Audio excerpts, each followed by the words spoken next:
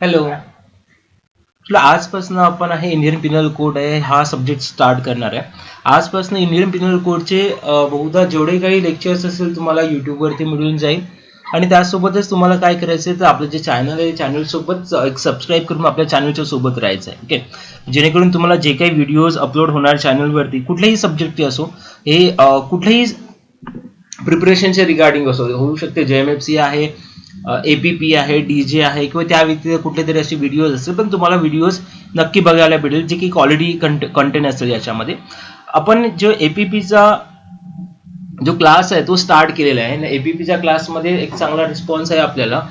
इथे APPचा class start करता येता आपल्या मनामध्ये असं आलं की चला काही JMFCचे पण स्टुडंट्स आहे ज्यांचा ची एक्झाम झालेली आहे, रिझल्टचा वेट करत आहेत, असे काही स्टुडंट्स आहे ज्यांचा जे संभ्रमात आहे की बाबा त्यांचं म्हणजे सिलेक्शन लिस्टमध्ये कट ऑफ लिस्टमध्ये त्यांचं नाव येणार नाही येणार, त्यांचं काही ॲम्बिग्युटी आहे त्यांच्या मनामध्ये. तर काय इथे थांबायचं नाही आहे, आपल्याला एक स्टडी आहे तो कंटिन्यू करायचा आहे. कारण जे तुम्ही थांबलात तर काय ना तुम्ही थांबूनच जाणार. त्यामुळे इधर सक्सेस जे आपलं रिझल्ट आहे ते सक्सेसफुल येणार, अनसक्सेसफुल येणार, आपल्याला सक्सेस पेंडिंग राहणार, सक्सेस भेटणार, ते डिफरंट थिंग्स आहे. पण आपल्याला काय करायला पाहिजे, आपलं जे काम आहे आपलं वर्क आहे ते कंटिन्युअसली करायला पाहिजे. कधी ना कधी तरी येणार, जर आपण आपलं काम कंटिन्यू करत राहणार तर एक दिवस असं येणार की आपल्याला सक्सेस जरूर मिळणार. ओके, तसं आपण जे समोर पोस्ट बघतोय त्याच्यामध्ये कलाम सर म्हणतात की जे तुम्ही small aim is crime, have a great aim. तुम्ही तुम्ही स्वप्न बघितलं ते काय होणार, क्राईम होणार, गुन्हा होणार. तर तुम्हाला काय बघायचं तर खूप मोठे स्वप्न बघायचे, आणि मोठे स्वप्न बघून तुम्हाला चालणार नाही, त्या मोठ्या स्वप्नाकडे तुम्हाला वाटचाल पण करायची, ते स्वप्न पूर्तत्वात आणण्यासाठी मेहनत पण करायची. तर या मेहनत कुठल्या डायरेक्शननी करतो त्याच्यावरती पण भरपूर काही थिंग्स आहे, भरपूर काही गोष्टी आहेत त्या निर्भर असतात. याच्यामध्ये आपण जो पहिला ऍक्ट चालू करणार आहे, जसं तुम्हाला सांगितलं की इंडियन पिनल कोड आहे, तर इंडियन पिनल कोडची आपण हिस्ट्री जर बघितली तर इंडियन पिनल कोड हा रिपब्लिक इंडियामध्ये ब्रिटिश लोकांनी क्रिएट केलेला लॉ आहे. असं आपण म्हणता येणार नाही की बाबा 1860 किंवा 1862च्या पूर्वी आपल्याला इंडियन पिनल कोड नव्हता, किंवा जो ज्युडिशरी जस्टिस ऍडमिनिस्ट्रेशनसाठी कुठल्याही गोष्टी नव्हत्या. त्याच्यापूर्वी पण जस्टिस ऍडमिनिस्ट्रेशनसाठी भरपूर साऱ्या गोष्टी होत्या. आपण ते हिस्ट्री काय ते नंतर बघूया. फक्त इथं इंडियन पिनल कोड बद्दल आपण एक थोडीसं ओव्हरव्ह्यू घेऊ. इंडियन पिनल कोड काय आहे, तर इंडियन पिनल कोड हा रिपब्लिक इंडियामध्ये असं रिपब्लिक इंडियाचा असा एक लॉ आहे जो क्रिमिनल जस्टिस प्रोव्हाइड करतो लोकांना. ओके, जे ज्यांच्या अगेन्स्ट मध्ये काही क्राईम झालेला आहे, जे काही विक्टिम्स आहे त्यांना प्रॉपर रेमेडी प्रोव्हाइड करण्याचं काम जे करतो आपला इंडियन पिनल कोड करतो. इंडियन पिनल कोड हा जो लॉ आहे 1860चा लॉ आहे. 1860 म्हणजे हा कायदा पारित झालेला आहे, पण हा कायदा लोकांसाठी एन्फोर्समेंट मध्ये 1862 वरती आला. म्हणजे जवळपास एक 1.5 वर्ष हा कायदा पेंडिंग होता एन्फोर्समेंट पासून. आणि हा सुरुवातीला जो हा कायदा आहे तो फक्त प्रिन्सली स्टेट आहे त्यांच्यावरती ऍप्लिकेबल नव्हता, तो फक्त इंडियासाठीच ऍप्लिकेबल होता. प्रिन्सली स्टेट म्हणजे कुठले असे स्टेट आहे जसे ब्रिटिश कॉलनीज, ज्या प्रदेशावरती राज्य होतं त्या प्रदेशांना हा कायदा ऍप्लिकेबल नव्हता. फक्त हा कायदा इंडियासाठीच बनलेला होता आणि इंडियालाच हा कायदा ऍप्लिकेबल होणार होता. याच्यानंतर जर आपण बघितलं तर एन्शियंट टाइम मध्ये काय झालं, तर क्रिमिनल लॉला गव्हर्न करण्यासाठी किंवा कोणी क्रिमिनल ऍक्टला गव्हर्न करण्यासाठी असं कोणी स्पेसिफिक ऍक्ट नव्हता. त्यासाठी जर कोणी व्यक्ती असेल त्याचे राईट्स अँड लायबिलिटीज आहे ते हार्म झाले असेल तर त्याच व्यक्तीला जस्टिस करावं लागत होतं. जसं टूथ फॉर टूथ आहे ना आय फॉर आय आहे, हे कुठे एन्शियंट टाइम मध्ये. त्यानंतर टाइम ऍडव्हान्स झालेला, सिव्हिलायझेशन वाढलेला. या इंडियन सिव्हिलायझेशन म्हणजे नॉट ओनली इंडियन, या सिव्हिलायझेशन सोसायटीमध्ये गव्हर्नमेंट फॉर्म झाले, या राजे आले, किंग्स आले, आणि किंगने काय केलं त्यांच्यानुसार लॉ बनवणे स्टार्ट केलेला. की प्रत्येक राजांनी त्यांच्या पद्धतीने एक शासन प्रणाली निर्माण केली आणि त्या शासन प्रणालीनुसार ते राज्य करत होते. त्यानंतर ब्रिटिशांचा पिरियड आला. ब्रिटिशांच्या पिरियडमध्ये जे कायदा आणि सुव्यवस्थेची बांधणी प्रामुख्याने चालू झाली. इंडियामध्ये जे लेजिस्लेचर क्रिएट करण्यासाठी एक सर्वात जुना ऍक्ट होता 1833चा, जे चार्टर्ड ऍक्ट होता. तर चार्टर्ड ऍक्ट नुसार जो गव्हर्नर कौन्सिल आहे, गव्हर्नर कौन्सिलचा अपॉइंटमेंट करण्यात आली. त्यानंतर गव्हर्नर कौन्सिलच्या अपॉइंटमेंट नंतर त्यांचं एक मंडळ निवडण्यात आलं आणि त्या मंडळाकडे काम दिलेलं लॉ इंडियन पिनल कोडचं ड्राफ्टिंगचं. त्याच्यामध्ये मेकलोड एक प्रेसिडेंट होते, ते चेअरमॅन होते, त्यानंतर एक मेकलोडच्या व्यतिरिक्त 3 मेंबर्स होते, मेकॅली, अँडरसन आणि मेल्ट. हे 3 व्यक्ती आहे. या 3 व्यक्तींनी आणि म्हणजे ह्या 4 व्यक्ती मिळून त्यांनी इंडियन पिनल कोड हा ड्राफ्ट केला. तेव्हाचे जे कमिटीचे जे लॉ मिनिस्टर होते ते लॉर्ड मेकॅली होते. ओके, म्हणजे असं आपल्या प्रामुख्याने म्हटलं जातं की जर इंडियन पिनल कोडचा जर फादर कोण असेल तर Lord Macaulay he was a father of the Indian penal code. एकदा जर आपण समोर गेलो तर इंडियन पिनल कोड प्रामुख्याने इंडियन पिनल कोड आहे ते ड्राफ्ट कधी झालं तर 1960 मध्ये 1960 ला Indian penal code it was drafted by the committee, and after the law was enacted means law was enforcement on 1st January 1862 for the common people. Okay, it means the 1860 पर्यंत कायदा संपूर्ण बनण्यात आलेला princely स्टेटला तो कायदा applicable नव्हता आणि 1 जानेवारी 1962 ला तो कायदा नॉर्मल लोकांसाठी अप्लिकेबल करण्यात आला. त्या वर्षात जर आपण सायटेशन बघितलं तर 45 ऑफ 1860 म्हणजे ज्या 1860 मध्ये ला हा कायदा इंडियन पिनल कोड 45 नंबरचा कायदा. या कायद्यामध्ये एकूण 23 चॅप्टर्स आहेत. It is divided into 411 sections आणि लेटेस्ट अमेंडमेंट पास झाली या कायद्यामध्ये. लास्ट अमेंडमेंट जे ऍक्ट आहे 1918 मध्ये लास्ट अमेंडमेंट ऍक्ट या कायद्यामध्ये आले. ठीक आहे, या कायद्यामध्ये एकूण we have the 23 chapters basically in 23 chapters divided into 511 sections. So you can see the each chapters has divided into a particular sections. So you have to memorize. जो तुम्हाला स्क्रीन वरती दिसतंय तो तुम्हाला चांगलं मेमोराइज करायचं आहे. If you are doing a JMFC का study then that content, the chapter wise content, it is very much important.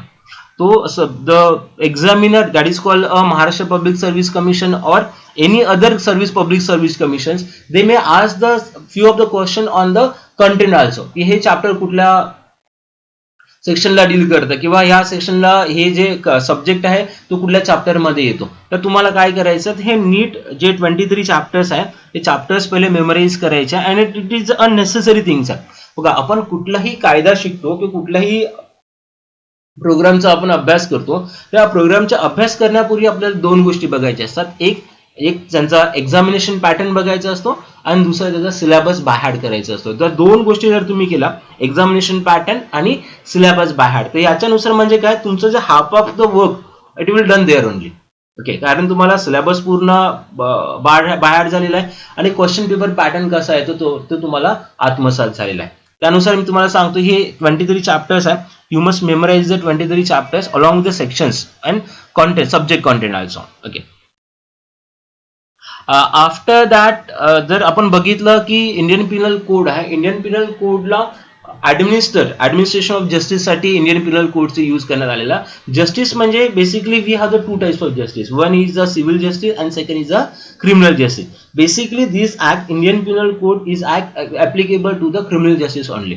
Okay, आणि सिव्हिल जस्टिस साठी जे काही सिव्हिल लॉज आहे, म्हणजे जे काही प्लेंटिफ आहे, प्लेंटिफला सिव्हिल जस्टिस मध्ये रेमेडी मिळणार, specific performance of the contract आणि इंजंक्शन, हे काही प्रोव्हिजन्स आहे जे रेमेडीज भेटणार प्लेंटिफला इन अ सिव्हिल जस्टिस मध्ये. If it is a criminal justice तर रॉंग डोअरच्या अगेन्स्ट मध्ये इम्प्रिझनमेंट इम्पोज होणार किंवा फाईन किंवा दोन्ही पण या गोष्टी त्याच्या अगेन्स्ट मध्ये जाणार, त्या गोष्टी त्यांना इम्प्रिझनमेंट मध्ये भेटणार रॉंग डोअरला. इथे दोन्ही गोष्टी आपल्याला शिकायचं आहे. सिव्हिल जस्टिस हे आपल्याला शिकायचं आहे पण इंडियन पिनल कोड मध्ये, त्यासाठी डिफरंट लॉ आहे. जसं की इंडियन कॉन्ट्रॅक्ट ऍक्ट आहे, एक्झाम्पल सांगायला जायचं तर पार्टनरशिप ऍक्ट आहे, ते त्याच्या ऍक्ट आणि त्या ऍक्टच्या रेमेडीज आहेत त्या ऍक्ट मध्ये आपल्याला शिकायचे आहे. आणि क्रिमिनल लॉ आहे, कुठल्याही व्यक्तीच्या अगेन्स्ट मध्ये फिजिकल ऑफेन्स झालेला, त्याच्या प्रॉपर्टीचा रिलेटेड ऑफेन्स झालेला, त्याच्या रेप्युटेशनच्या रिलेटेड ऑफेन्स झालेला, ते आपल्याला इंडियन पिनल कोड मध्ये शिकायचं. हे 2 प्रकारचे जस्टिस तुम्ही मेमोराइज करा. एक सिव्हिल जस्टिस आहे आणि दुसरा क्रिमिनल जस्टिस आहे. सिव्हिल जस्टिस मध्ये प्लेंटिफला सिव्हिल रेमेडी भेटणार, जस्ट लाईक डॅमेजेस आहे, specific performance of the contract and injunction. आणि क्रिमिनल जस्टिस मध्ये जो रॉंग डोअर वरती इम्पोज होणार काय क्रिमिनल पनिशमेंट इम्प्रिझनमेंट आणि फाईन त्याच्यावरती इम्पोज करण्यात येईल. त्याच्यानंतर जर आपण आलो तर ऑब्जेक्ट ऑफ द पनिशमेंट, म्हणजे ज्या पनिशमेंट दिलेल्या रॉंगडरला कुठल्याही व्हायोलेशन ऑफ द लॉ साठी त्यांचं ऑब्जेक्ट काय, तर बेसिकली त्यांचं 5 ऑब्जेक्ट आहे. डिटरेंट आहे, प्रिव्हेंटिव्ह आहे, रिफॉर्मेटिव्ह आहे, रिट्रिब्युटिव्ह आणि कॉम्पन्सेटिव्ह. ते दीज आर द 5 ऑब्जेक्ट. हे 5 ऑब्जेक्ट बेसिकली या क्रिमिनल लॉ मध्ये दिलेले आहे. ते आपण जे 5च्या 5 ऑब्जेक्ट आपण शिकणार आहे, पण आता नाही. हे 5 ऑब्जेक्ट जेव्हा आपल्याला अप्रोप्रिएट वेळ येणार त्या 5ही ऑब्जेक्ट मी तुम्हाला त्या वेळेमध्ये शिकवणार तुम्हाला. ओके. त्याच्यानंतर जर बघायचं आहे तर लायबिलिटी, म्हणजे कुठलाही ऍक्ट आहे तो ऍक्ट कशावरती डिपेंड करतो, लायबिलिटीज वरती डिपेंड करतो. लायबिलिटी याच्यापूर्वी आपण शिकलेला आहे, राईट शिकलेला आहे. जसं लायबिलिटीज आहे सिव्हिल लायबिलिटी आणि क्रिमिनल लायबिलिटी, त्याला आपण पिनल लायबिलिटीज म्हणतो. हे सिव्हिल आणि पिनल लायबिलिटीज कशावर, नेचरवरती डिपेंड करतं की तुमचा जो ऍक्ट आहे कुठल्या व्हायोलेशन मध्ये येतो.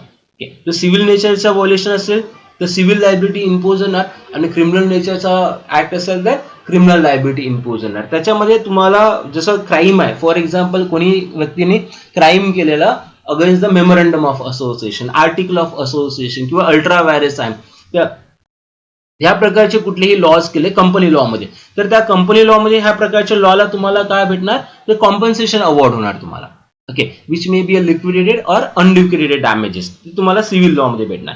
पण क्रिमिनल लॉ मध्ये तुम्ही असॉल्ट केलेला आहे, क्रिमिनल ट्रेसपास केलेला आहे, मर्डर आहे, डॉकेटी आहे, थेफ्ट आहे, ते रॉंगडोर पर्सनला जे इम्प्रिझनमेंट भेटणार आणि फाईन पण होणार. हे जस्टिस कशा प्रकारे ऍडमिनिस्टर करण्यात येणार हे त्यांच्या ऍक्ट नेचर आहे, त्यांचे ऍक्ट आणि ओमिशन याच्यावरती डिपेंड करतात. त्याच्यामुळे जे नेचर इथे क्रिमिनल लॉ आणि पिनल लॉ यांचं नेचर इथे महत्वाचं आहे. नेचर डिफाईन करण्यासाठी बेसिकली आपल्याला 2 गोष्टी महत्वाच्या आहे, एक मेन्स रिया आणि दुसरा ऍक्टस रिया. मेन्स रिया म्हणजे गिल्टी इंटेन्शन, ऍक्टस रिया म्हणजे रॉंगफुल ऍक्ट. म्हणजे कुठलीही व्यक्ती कुठल्या क्राईम मध्ये येते, सिव्हिल नेचर मध्ये येतं की क्रिमिनल नेचर मध्ये येतं, ह्या 2 गोष्टीसाठी मेन्स रिया इम्पॉर्टंट आहे. ओके, आणि त्या गोष्टी कुठल्या कॅटेगरीज मध्ये येतात त्या ती कॅटेगरीज इथे महत्वाची आहे. बेसिकली आपण जर इथनं जर इंडियन पिनल कोड जर स्टार्ट केलेलं, इंडियन पिनल कोडचं चॅप्टर 1, तर इंडियन पिनल कोडच्या चॅप्टर 1 मध्ये पहिला चॅप्टर येणार तुम्हाला, या पहिल्या चॅप्टर इंट्रोडक्टरी चॅप्टर मध्ये फर्स्ट येणार तुम्हाला प्रिएम्बल. प्रिएम्बल हे कुठल्याही ऍक्टचं असो, विथ इंडियन कॉन्स्टिट्यूशनचं आहे, कॉन्ट्रॅक्ट आहे, पार्टनरशिप आहे, कंपनी, फेरा, फेमा किंवा आपलं आयपीसी एव्हिडन्स कुठलंही घ्या, प्रिएम्बल इम्पॉर्टंट आहे. प्रिएम्बल वरती पण भरपूरदा क्वेश्चन विचारतात. प्रिएम्बल तुम्ही काळजीपूर्वक वाचलं इथे, wear as it is expedient to provide a general penal code of India. Here the word mention a general penal code. It means the act which is non-exhaustive. काही जो ऍक्ट आहे सुद्धा पूर्ण नाही आहे, तर फॉर द या ऍक्टचं interpretation करायचं असेल, for the interpretation purpose we need to take the help of the criminal procedure code or evidence act. Because of that reason this act is a non exhaustive act आहे हा. Okay, हा परिपूर्ण act नाहीये. Second we will come to the section first. इथनं आपले sections आहे ते start होणार. सेक्शन फर्स्ट मध्ये सांगितलं आहे एक्सटेन्शन, टायटल आणि एक्सटेन्शन. टायटल तर तुम्हाला माहितीच आहे, this is the Indian penal code. हा इंडियन पिनल कोड आहे 1860चा. आणि त्याच्यानंतर एक्सटेन्शन सांगितलं, हा ऍक्टचा परव्ह्यू कुठपर्यंत जाणार. ओके, पहिले होतं म्हणजे इंडियन कॉन्स्टिट्यूशन म्हणजे 370 अमेंडमेंट होण्याच्या पूर्वी this act is applicable to the whole India excluding state of Jammu and Kashmir. याच्या जम्मू अँड काश्मीरला हा ऍप्लिकेबल होत नव्हता. पण त्याच्यानंतर काय इंडियन कॉन्स्टिट्यूशन मध्ये अमेंडमेंट झाली, आर्टिकल 370 इथनं काढण्यात आला. त्यानंतर Jammu and Kashmir reorganisation act 2020 ला पास झालेला, आणि तिथला स्टेटचा जो लॉ होता Ranbir Pinal code. Okay, Jammu and Kashmir specially त्यांनी त्या लॉ बनवला. रणबीर पिनल कोड हा स्टेट लॉ होता, तो स्टेट लॉ रिपील करण्यात आला, आणि आता जम्मू अँड काश्मीर सोबत इंडियन पिनल कोड संपूर्ण देशामध्ये ऍप्लिकेबल होतो. ओके, तर तुम्हाला हे सेक्शन फर्स्ट एकदम मेमोराइज करायचा. सेक्शन फर्स्ट का मेमोराइज करायचं आहे, कारण सेक्शन फर्स्ट वरती क्वेश्चन घेऊ शकतो की Jammu and Kashmir reorganisation act आहे तो कधी पास झाला, तर 2019 ला पास झाला. तर डेट पण आहे तिथे 31 ऑक्टोबर 2019. कुठल्या अमेंडमेंट खाली पास झालं, कुठल्या आर्टिकलचं अमेंडमेंट झालं तर 370चं अमेंडमेंट झालेलं, आणि जम्मू अँड काश्मीरमध्ये इंडियन पिनल कोडच्या पूर्वी कुठला लॉ ऍप्लिकेबल होत होता, तर त्याच्यामध्ये आलेला the state Ranbir Pinal code हे ऍप्लिकेबल होत होतं. मग याच्या जर विचारायचं क्वेश्चन झालं तुम्हाला प्रिएम्बल वरने पण क्वेश्चन येऊ शकतो आणि सेक्शन 1 वरनं, सेक्शन 1 वरनं पण क्वेश्चन येऊ शकतो. त्यासाठी प्रत्येक सेक्शन्स आहे तुम्हाला एक काळजीपूर्वक वाचायचे. ओके, त्यासाठी आपण बघतोच आहे, आपण एक्सटेन्शन बघतच आहे. तर एक्सटेन्शन मध्ये येणार आपल्याला टेरिटोरियल एक्सटेन्शन आणि एक्स्ट्रा टेरिटोरियल एक्सटेन्शन. जसं टेरिटोरियल एक्सटेन्शन मध्ये या टेरिटोरियल ऍप्लिकेबिलिटी मध्ये हा ऍक्ट आहे तुम्हाला विदिन इंडिया, इंडियाच्या 4 वॉल मध्ये हा ऍक्ट ऍप्लिकेबल होणार. ओके, पहिली गोष्ट. आणि जर तुम्हाला जर कोस्टल झोन मध्ये बघायचं असेल तर 12 नॉटिकल माइल्स पर्यंत हा ऍक्ट ऍप्लिकेबल होतो. म्हणजे जर तुम्हाला एक साधा प्रश्न पडला असेल की आपण भारताचा नकाशा बघतो, भारताच्या नकाशामध्ये नेहमी श्रीलंका का दाखवते, श्रीलंका का दाखवते, कारण श्रीलंकाची जी टेरिटरी आहे आपल्या कोस्टल पासून 12 नॉटिकल माइल्स पर्यंत येते, त्यामुळे इंडियाच्या नकाशात ते नेहमी असते श्रीलंकाची टेरिटरी. या श्रीलंकाचा नकाशा आपल्या भारताच्या नकाशासोबतच कधी पण दाखवला जातो. तसंच हा ऍक्ट इंट्रा टेरिटोरियल ज्युरिडिक्शन मध्ये कुठपर्यंत जातो, तर संपूर्ण इंडियाला ऍप्लिकेबल तर आहे तो 12 नॉटिकल माइल्स पर्यंत जो कोस्टल झोन आहे तिथनं हा ऍक्ट ऍप्लिकेबल होतो. त्याच्यानंतर एक्स्ट्रा टेरिटोरियल ऍप्लिकेशन मध्ये हा ऍक्ट आहे बियॉन्ड द इंडिया, म्हणजे इंडियाच्या बाहेर पण हा ऍक्ट ऍप्लिकेबल होतो. म्हणजे इंडियामधनं कुठलीही शिफ्ट आहे, एअरक्राफ्ट आहे, तर इंडियामध्ये रजिस्टर्ड असेल आणि या जगाच्या कुठल्याही पार्टीवरती ते गेलेलं, पण त्याच्यासाठी कुठला लॉ ऍप्लिकेबल होणार, तर इंडियन लॉ इज ऍप्लिकेबल होणार. Subject to condition, if there is a extradition treaty असेल त्या कंट्री सोबत, तर it is a very much easy to hand over the wrongdoer person. Okay, जर एक्स्ट्रॅडिक्शन ट्रीटी नसेल तिथे रॉंग डोअरला हँडल करण्यासाठी थोडंसं आणि हँड ओव्हर करण्यासाठी थोडाफार प्रॉब्लेम जातो. फॉर एक्झाम्पल आपण एम एफ हुसेनची केस बघितली आहे आणि भरपूर साऱ्या अशा केसेस आहे ज्या स्टेटमध्ये ते लोक गेलेले भारतामध्ये क्राईम करून त्या स्टेट म्हणजे त्या कंट्री सोबत आपला एक्स्ट्रॅडिशन ट्रीटी नव्हती, त्यामुळे त्यांनी त्या पर्सनला आपल्याकडे हँड ओव्हर केलेलं आहे. असे भरपूर काही स्टेट आहे, त्यासाठी एक्स्ट्रॅडिक्शन ट्रीटीज असणं इथे गरजेचं आहे. ते एक्स्ट्रॅडिक्शन ट्रीटीज का आहे, तो इंटरनॅशनल लॉचा भाग आहे, इथं आपण त्याच्यावरती काही जास्त कॉन्सन्ट्रेशन देणार नाही. याच्या संदर्भात आपल्याकडे एक केस आहे Mubarik Ali Ahmad Patel versus state of Bombay. Okay, या केसमध्ये सुप्रीम कोर्ट ऑफ इंडियाने असं हेल्ड केलं आहे 1957ला, accused is not necessary for the prosecution of an offense committed in India. इथे काही गरजेचं नाही की जो अक्युज्ड पर्सन आहे त्याने इंडियामध्येच ऑफेन्स केला पाहिजे. ओके, इंडियाच्या बाहेर जरी त्या व्यक्तीने ऑफेन्स केलेला आहे आणि तिथे एक्स्ट्रॅडिशन ट्रीटीज असेल, पहिली गोष्ट, आणि दुसरी गोष्ट जर ते कुठलेही जहाज आहे, एअरक्राफ्ट आहे, इंडियामध्ये रजिस्टर्ड असेल, या दोन्ही सिच्युएशन मध्ये आपण त्या व्यक्तीसोबत काय करू शकतो, क्रिमिनल प्रोसिजर कोड या इंडियन पिनल कोड अनुसार त्या व्यक्तीवरती प्रोसिडिंग आपण रन करू शकतो. त्यासाठी दोन्ही गोष्टी येथे महत्वाच्या. आणि तिसरी इथे 2000 मध्ये अमेंडमेंट झाली इन्फॉर्मेशन टेक्नॉलॉजी ऍक्ट मध्ये. तर इन्फॉर्मेशन टेक्नॉलॉजी ऍक्ट मध्ये पण ज्युरिडिक्शन डिफाईन केलेलं आहे. कुठल्याही व्यक्तीने भारतात बसून भारताच्या बाहेर कुठल्याही कंट्रीमध्ये त्यांनी सायबर क्राईम केलेला तर त्या व्यक्तीला Indian penal code is applicable होणार, असं तिथे इन्फॉर्मेशन टेक्नॉलॉजी ऍक्ट आहे याच्यामध्ये म्हटलेलं आहे. ओके, त्यानंतर आपण बघणार आहोत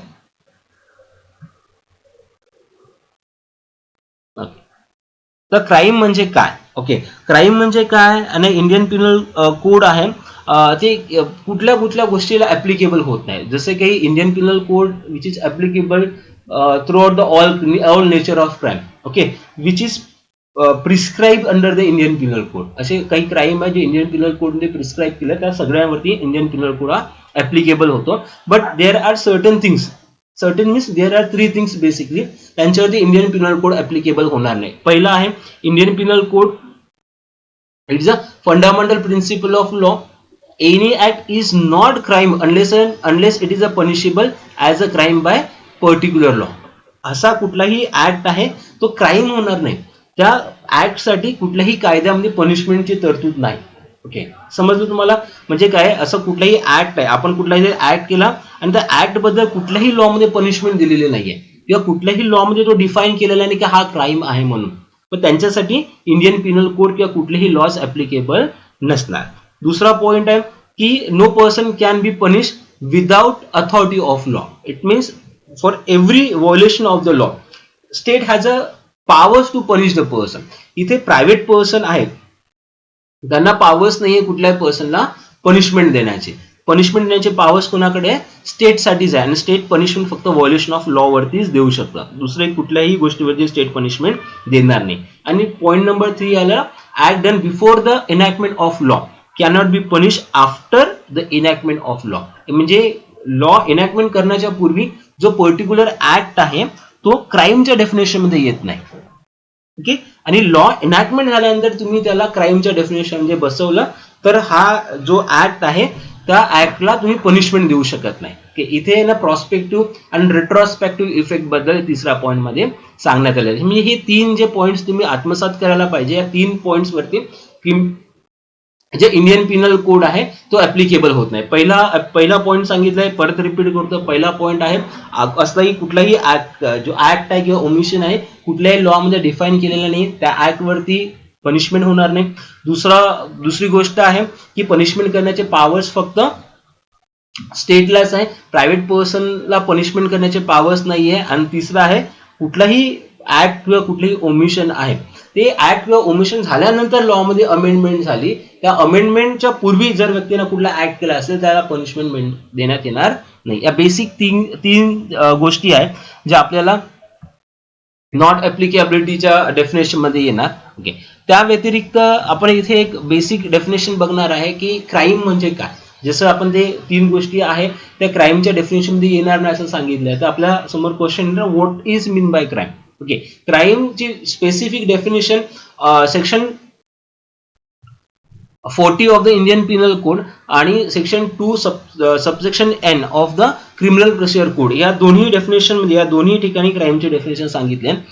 सेक्शन 40 मध्ये इंडियन पिनल कोडच्या act and omission it is made punishable by the IPC, it is an offence. तर इथे सांगितलंय कुठलाही ऍक्ट आहे जो ऍक्ट आणि omission act person he did any act and the act it is prohibited by the Indian Penal Code. कुण्या व्यक्तीने act केलाय आणि तो ऍक्ट करणं हे कशामध्ये प्रोहिबिट केलेलं आहे, इंडियन पिनल कोड मध्ये प्रोहिबिटेड केलेलं आहे. That act comes under the violation of law. And second thing when there is a omission, omission म्हणजे त्याने ती गोष्ट कुठली केलेली नाही, when the person he has a legally duty bound to perform that act. Okay, but he intentionally या accidentally he omitted to perform it. For example कुठलाही police officer आहे, त्या पोलीस ऑफिसरनी FIR लिहून घेतलं. ओके, हे काय त्याची बेसिक ड्युटी आहे. जर कुठलाही पोलीस ऑफिसर जर पोलीस स्टेशनमध्ये कुठलीही व्यक्ती आहे त्यांची फिर्याद घेऊन येत असेल आणि त्या पोलीस ऑफिसरने त्याची FIR लिहून घेतलेली नाही म्हणजे ही हॅज ओमिशन, त्या ओमिशनसाठी त्याला पनिशमेंट भेटेल. इथे ज्या व्यक्तीची लिगल ड्युटी आहे तो ऍक्ट परफॉर्म करणं आणि त्या व्यक्तीने जर ऍक्ट परफॉर्म केलं नाही तर ऍक्ट ओमिशन केलं ते काय होऊ शकतं, क्राईम होऊ शकतं. तर क्राईम दोन्ही प्रकारे होऊ शकतो, ऍक्ट पण क्राईम आहे आणि ओमिशन पण क्राईम आहे. ऍक्ट कधी क्राईम आहे, Wien the law has prohibited to perform या to do such act when the person he did it. Okay, for example dowry घेणं हे काय लॉने प्रोहिबिट केलंय, पण कुठल्याही व्यक्तीने डावरी घेतलेली. ओके, तर ते काय होणार, लॉच्या जे व्हायोलेशन ऑफ लॉच्या डेफिनेशन मध्ये येणार. जसं याच्यापूर्वी सांगितलंय कुठल्या व्यक्तीची लिगल ड्युटीज आहे. ओके, आणि ती legal duties इम्पॉवर्ड by the state आहे आणि ती लिगल ड्युटी कुठल्या व्यक्तीने परफॉर्म केली नाही, दॅट इज कॉल्ड ओमिशन. त्या ओमिशन सुद्धा इथे पनिशेबल असेल, ते पण as per section 40 of the Indian penal code त्या क्राईमच्या डेफिनेशन मध्ये येणार. Section 2 subsection N in criminal procedure code मध्ये सेम थिंग सांगितली आहे, पण त्यांनी एक गोष्ट ऍड सांगितलेली आहे जे act and omission made punishable by the Indian penal code or any other law for the time being in force. Okay, तर कुठलेही इंडियन पिनल कोड किंवा क्रिमिनल प्रोसिजर कोड वरती असे कुठलेही दुसरे लॉ आहे त्या लॉ मध्ये ऍक्ट आणि ओमिशन प्रोहिबिटेड दिलेलं आहे. तसं ऍक्ट करणं ओमिशन तसं करणं प्रोहिबिटेड दिलेलं आहे, त्यानुसार पण तुम्हाला काय होणार, पनिशमेंट होऊ शकते. फॉर एक्झाम्पल इन्कम टॅक्स ऍक्टचं एक्झाम्पल घेऊया. इन्कम टॅक्स ऍक्ट मध्ये प्रत्येक व्यक्ती जो इन्कम टॅक्स स्लॅब मध्ये बसतो त्या व्यक्तीने टॅक्स पे केला पाहिजे, इट इज अ ड्युटी. पण ज्या व्यक्तीने तो टॅक्स पे केलेला नाहीये, ओके, त्या व्यक्तीने ओमिशन केलेलं, टॅक्स पे करण्यापासून तो व्यक्ती दूर आहे, तर इथे काय ओमिशन होणार, आणि ते ओमिशन कशामध्ये दिलेलं आहे, इन्कम टॅक्स ऍक्ट मध्ये दिलेलं आहे, पण त्या ऍक्ट नुसार त्या व्यक्तीला काय होणार, पनिशमेंट होणार. समजले इथे, म्हणजे ऍक्ट आणि omission not only in Indian penal code, okay, but also in any other law if the provision are violated या by the any person, that person will punish by the according to the law. Okay, it is clearly mentioned under the definition which given under section 40 of the IPC and section 2 subsection N of the criminal procedure code. Just you have to memorize the two definitions, yeah, both the definitions actually. Act and omission मध्ये तुम्हाला एक slight difference आहे, तो difference आपण बघितलेला आहे, तुम्ही फक्त memorize करा. After that, just a moment.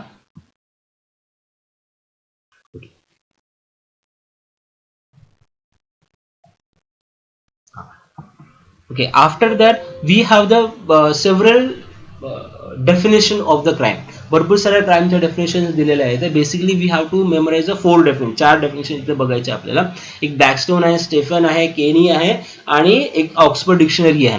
त्या प्रत्येक ठिकाणी त्यांनी क्राईमचे वेगवेगळे डेफिनेशन त्यांनी डिफाईन केली आहे. क्राईम म्हणजे काय, ब्लॅकस्टोन मध्ये क्राईम म्हणजे violation of the public law, जेवढे काही पब्लिक लॉज आहे, पब्लिक लॉचं व्हायोलेशन करणं, ओके, ते म्हणजे कशाचं व्हायोलेशन आहे, लॉचं व्हायोलेशन आहे. पब्लिक लॉ मध्ये कुठले ऍक्ट आहे विच इज फॉरबिडन, कुठलंही ओमिशन आहे which is also forbidden. Act आणि ओमिशन जे काही फॉरबिडन केलेलं आहे ते ऍक्ट आणि ओमिशन पर्सननी परफॉर्म केलेलं, that comes under the violation of the public law. आणि जो पर्सन व्हायोलेशन करतो त्या रॉंग डोअर पर्सनला the law will punish them. Law काय करणार, त्याला पनिशमेंट देणार. दुसरं स्टीफननी जे डेफिनेशन सांगितलं आहे, स्टीफनची डेफिनेशन ती मोरॅलिटी वरती आहे. Okay, as such everybody knows की morality it is not a standard parameter to follow the legal system, because morality it is not a constant thing.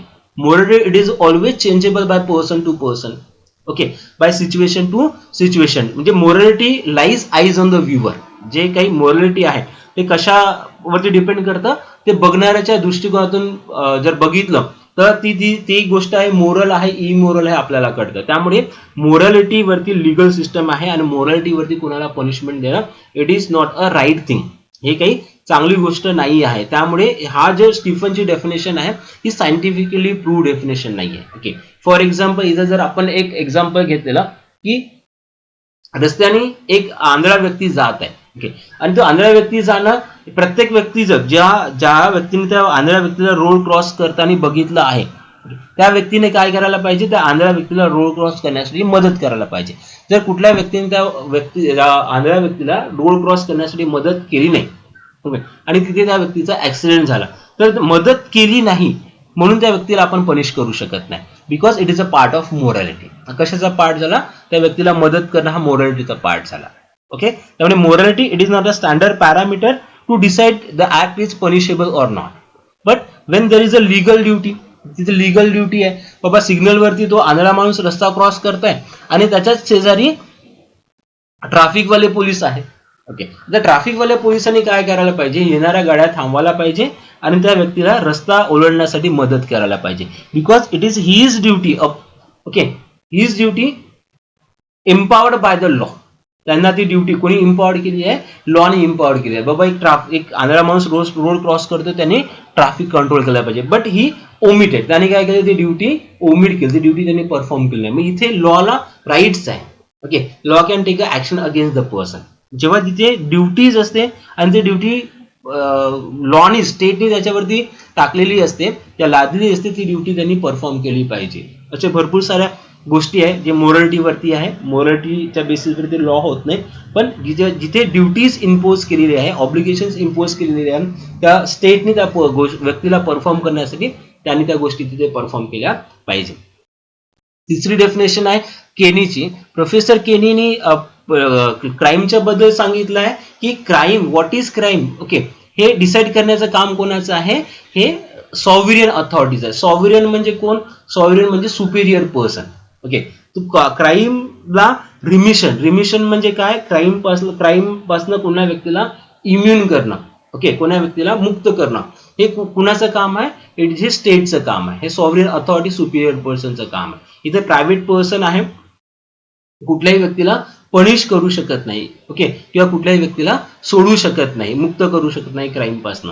हे प्रोफेसर केनीच्या डेफिनेशन मध्ये आलेलं आहे. आणि सर्वात शेवटी जी डेफिनेशन आली ऑक्सफर्ड इंग्लिश डिक्शनरीची डेफिनेशन आहे. ऑक्सफर्ड इंग्लिश डिक्शनरीमध्ये क्राईम म्हणजे काय? क्राईम म्हणजे act punishable by law as forbidden by the statute or injurious to the public welfare. असा कोणी ऍक्ट आहे जो ऍक्ट परफॉर्म करणं कोणी फॉरबिड केलेला आहे? लॉने फॉरबिड केले आहे. आणि जर त्या व्यक्तीने तो ऍक्ट केलेला आणि त्या ऍक्टमुळे जर पब्लिक इंजुरी होत असेल, पब्लिक न्यूसन होत असेल, पब्लिक वेलफेअर हार्म होत असेल, तर त्या व्यक्तीला पनिशमेंट होणार, असा ऑक्सफर्ड इंग्लिश डिक्शनरीमध्ये क्राईमचे डेफिनेशन आहे ते डिफाईन केलेलं आहे. त्याच्यानंतर आलेले आहे fundamental elements of the crime. Basically we have the 4 fundamental elements of the crime. पहिला ह्युमन बिंग, सेकंड आहे mens rea, third actus rea, and fourth injury or harm. These are the 4 fundamental elements of crime. Okay, लक्षात घ्या. Human being म्हणजे कुठल्याही violation of law साठी we can punish the human beings only. फक्त human बिंगलाच punishment देऊ शकतो. इधर एनिमल आहे, कुठल्या एनिमलला कुठल्या व्हायोलेटिव्ह ऍक्ट केलेला तर law cannot punish the animal. Law एनिमलला पनिशमेंट करणार नाही. इवन दो जर रॉंगडोर पर्सन असेल आणि wrongdoer person is a unsound mind असेल, ओके, पागल असेल, इडियट असेल, the law cannot punish the idiot person also. Okay, तर ते काय law violation of the law कोणी करायला पाहिजे? ह्युमन बिंगनी करायला पाहिजे. Human being it is a very wider term, खूप वायडर टर्म आहे. इथे कंपनी लॉचं डेफिनेशन आहे, म्हणजे कंपनी आहे whether it is a comes under the human being category or not, that is also question. ते पण एक क्वेश्चन आहे. कंपनी म्हणजे artificial legal person which is incorporated by the ROC. ROC म्हणजे registrar of companies office, म्हणजे ज्या ऑर्गनायझेशनचं incorporation होतं त्याला आपण कंपनी म्हणतो, आणि कंपनी लॉ नुसार ते आर्टिफिशियल लीगल पर्सन आहे. ते ह्युमन बिंगच्या डेफिनेशन मध्ये येतं की नाही येतं त्यासाठी आपल्याला वेगळे सेक्शन्स रेफर करावे लागेल. ओके, तर पहिलं लॉ व्हायोलेशन ऑफ लॉचं कोण करतं? ह्युमन बिंग करतं. ओके, सेकंड आहे mens rea. Mens rea the person he should be a guilty intention. त्याचा उद्देश आहे तो ऍक्ट व्हायोलेशन करण्याचा, तो कसा असला पाहिजे? गिल्टी असला पाहिजे. ओके, त्याचं इंटेन्शन हे गिल्ट असला पाहिजे. With the guilt intention he has done a actus rea. त्याने जर ऍक्ट केलेला असेल, ओके, तो पनिशमेंटच्या कॅटेगरीमध्ये येणार. फक्त आयडियाज आहे त्याच्या माइंडमध्ये. Okay, the idea, the law cannot punish the idea. Law the आयडियाला पनिश करणार नाही. Along with the idea there should be actus rea. तर आयडिया पण आहे आणि त्याने काय केलं? ऍक्ट पण केलेला आहे, तो पनिशमेंटच्या कॅटेगरीमध्ये येणार. आणि फोर्थ एलिमेंट आहे इंजुरी और हार्म और loss to the person. Injury कोणाला होणार? इथं पर्सनला होणार. फिजिकल इंजुरी होणार, प्रॉपर्टी इंजुरी आहे, मेंटल इंजुरी आहे, आणि injury to the reputation. Okay, या 4 प्रकारच्या इंजुरीज आहेत त्या पर्सनला होणार. त्या पण कशाच्या एलिमेंट्स मध्ये येणार? फंडामेंटल क्राईमच्या एलिमेंट्स मध्ये येणार. ह्या पण गोष्टी काय करायच्या आपल्याला बघून ठेवायच्या आहे. ओके, हे थोडं मेमराईज करत चला, म्हणजे जो गोष्टी आपण ह्या मेमराईज करत गेलेलो. ह्युमन बिंग म्हणजे animal cannot punish by law. Company येते की नाही त्यासाठी आपल्याला वेगळं प्रोव्हिजन्स रेफर करायचं. सेक्शन 11 दिलेला आहे, ते आपल्याला रेफर करावं लागेल. त्याचं केस लॉज वेगळे आहे. मेन्सरिया म्हणजे guilty intention, only guilty intention cannot punishable by law. Along with the guilty intention person should act with the actus rea. Okay, fourth आहे इंजुरी, हार्म, लॉस. कोणाला इंजुरी, हार्म और loss? To the person. म्हणजे पर्सनच्या 4 प्रकारच्या injuries आहे. Physical injuries आहे, property injuries आहे, mental injuries आहे, आणि इंजुरी टू द रेप्युटेशन. जर हे असेल तर ते फंडामेंटल एलिमेंट्स होणार क्राईमचं. त्यानंतर आहे stages of crime. There are 4 stages of crime. Intention, preparation, attempt and commission.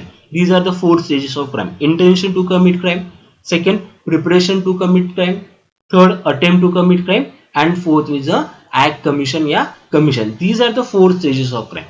फक्त आणि ह्या काही गोष्टी आहेत ज्या only intention is also punishable. असे भरपूर डॉकेटी आहे, किडनॅपिंग आहे, ओके, वेजरिंग ऑफ वॉर आहे, सेडिशन आहे. हे काय फक्त the person having the intention, that intention it is only punishable. These are the several exception. त्यानंतर इंटेन्शन आहे, त्यांनी intention along with the intention they have prepared some act. For example कुणा व्यक्तीला डॉकेटी करायची आहे, 4 व्यक्तीच्या जो आहे मनात आहे डॉकेटी करायची. जेव्हा मल्टिपल व्यक्ती असतात तिथे when they design a plan, त्यांनी एक प्लॅन डिझाईन केलेला आहे आणि they are thinking to execute the plan.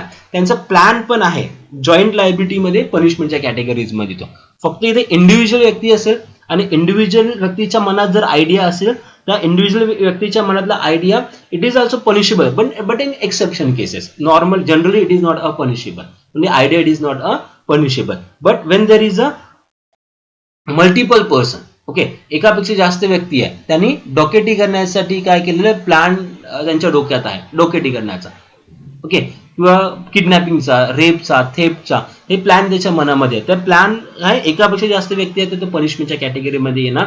आणि त्यांनी काय केलं असं कन्सिडर करणार लॉ, त्यांनी प्रिपरेशन स्टार्ट केलं असं लॉ कन्सिडर करणार त्याच्यामध्ये. These are the 4 stages of crime. We will see later on, म्हणजे प्रत्येक पॉइंट्स वरती केस लॉज आपण घेणार आहे इथे आणि इंटरप्रिटेशन पण आपण इथे व्यवस्थित घेणार आहे. 4 स्टेजेस ऑफ क्राईम मध्ये इंटेन्शन, प्रिपरेशन, अटेम्प्ट आणि commission, these are the 4 stages of crime. Just you memorize it, okay. Later on we will see intention म्हणजे काय ते आपण म्हणजे हे लेक्चर थोडंसं लेंदी होत आहे त्यामुळे आपण घेणार नाही इथे. हे नंतर याच्यावरती एक सेपरेट लेक्चर बनवणार आपण. प्रिपरेशन कधी क्राईम होतं कधी क्राईम होत नाही त्याच्या संदर्भात आपण केस लॉज आहे इथे आपला, ते पण बघायचं आहे इथे. आणि शेवटी आपलं लेक्चर इथे आपण समाप्त करतो. लेक्चर समाप्त करण्याच्या पूर्वी म्हणजे तुम्ही आपला व्हिडिओ बंद करण्याच्या पूर्वी स्क्रीनवर जे काही गोष्ट दिसतात ते तुम्ही लक्षात ठेवा आणि ते चांगल्या प्रकारे मनात तुमच्या कोरून ठेवा, ओके.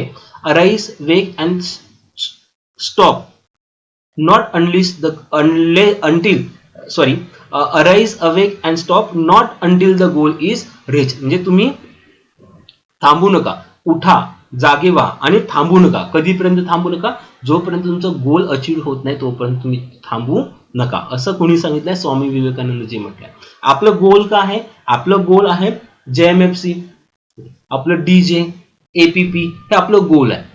जोपर्यंत आपण ते बनणार नाही तोपर्यंत आपण थांबणार नाही, आपण निरंतर स्टडी करत राहणार आहे, ओके. तर तुम्ही एक गोष्ट करा, हे माझं चॅनल आहे, चॅनलला तुम्ही सबस्क्राईब करा, कारण जे काही लॉच्या संदर्भात इम्पॉर्टंट व्हिडिओज आहे आपण ह्या चॅनलवरती अपलोड करणार आहे, ओके.